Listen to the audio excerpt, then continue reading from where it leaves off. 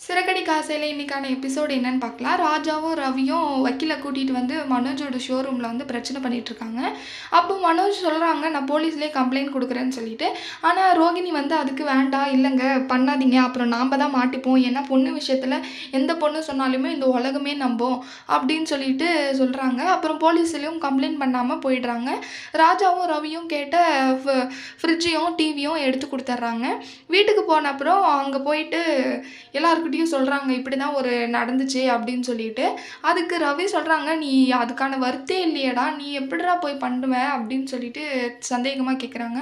"ஆமாடா, பார்றா என்னையே எப்படி பேசுறாங்க" அப்படின்னு சொல்லிட்டு சொல்றாங்க. அப்புறம் ரோகிணி கிட்ட சொல்றாங்க, "ரோகிணி ஏன் நீங்க போலீஸ்ல இன்ஃபார்ம் பண்ணலாம்ல?" அப்படின்னு சொல்லிட்டு ஸ்ருதி கேட்குறாங்க.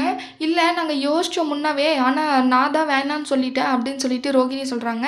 அடுத்து அங்க முத்துவும் வராங்க. "என்னடா 4 பேரும் ஏதோ கம்பெனி ஸ்டடி பண்ற மாரி உட்காந்து ஆலோசனை பண்ணிட்டு இருக்கீங்க" அப்படின்னு சொல்லிட்டு முத்து வந்து கேட்குறாங்க.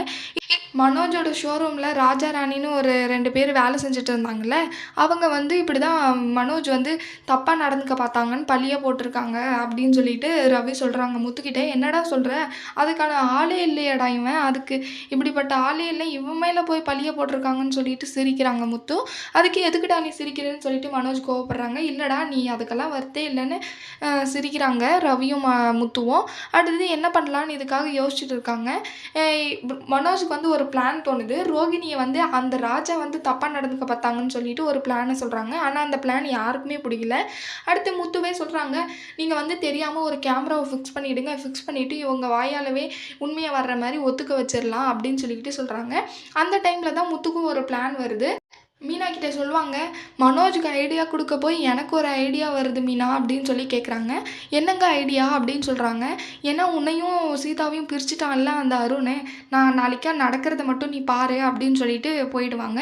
நாளைக்கா போய் அருண் கிட்ட பேசுவாங்க. "உனக்கு என்னடா பேசணும் நீ என்கிட்ட?" அப்படின்னு சொல்லிட்டு அருண் கேட்பாங்க. "அதான் நானும் கேட்குறேன். உனக்கும் எனக்கும் என்ன சம்மந்தம்? நீ எதுக்கு என்னைய பிரச்சனையில குறுக்க வர?" அப்படின்னு சொல்லிட்டு கேட்குறாங்க. "நம்ம 2 பேருமே வெளியாளு. ஆனா சீதாவும் மீனாவும் ஒரே குடும்பத்த சேர்ந்தவங்க. நீ ஏன் அவங்க 2 பேரையும் பிரிக்கிற?" அப்படின்னு சொல்லிட்டு எல்லா விஷயத்தையும் சொல்றாங்க. "வந்த ஆளுங்க உன்னோட ஆளுங்க இல்லன்னும் எனக்கு தெரியும்" அப்படின்னு சொல்லிட்டு அருண் சொல்றாங்க. இந்த மாரி எல்லா உண்மையுமே முத்துக்கிட்ட சொல்லிடுறாங்க. அப்போ வந்து கூட்டிட்டு வர்றப்பவே சீதா, மீனாவையும் கூட்டிட்டு வந்திருப்பாங்க முத்து. அப்போ வந்து, "நீ இப்போ என் ஆளுங்க இல்லன்னு சொல்லிட்ட அத. ஆனா நான் இப்போ உண்மையாவே உன்ன அடிக்கிறதுக்கு நான் ஆளுங்கள கூட்டிட்டு வந்திருக்கேன்" அப்படின்னு சொல்லிட்டு முத்து சொல்வாங்க. அப்புறம் அத கேட்ட அருணுக்கு குழப்பமா இருக்கு. யாரா இருக்குன்னு சொல்லிட்டு திரும்புறப்போ முத்து சொல்லுவாங்க, "நீங்க வாங்க" அப்படின்னு சொல்லிட்டு. சொல்றப்போ திரும்பி பார்த்தா அங்க சீதாவும், மீனாவும் இருப்பாங்க. அருணுக்கு அத பார்த்துட்டு ரொம்ப ஷாக் ஆயிடுது. இவங்க "ஐய்யய்யோ! எல்லா உண்மையும் இவங்க முன்னாடி சொல்லிட்டோமே" அப்படின்ற மாரி. அடுத்து என்ன நடக்க போகுதுன்னு வரப்போற வீடியோல பார்க்கலாம். இந்த வீடியோ பிடிச்சிருந்தா லைக் பண்ணுங்க. பாய்.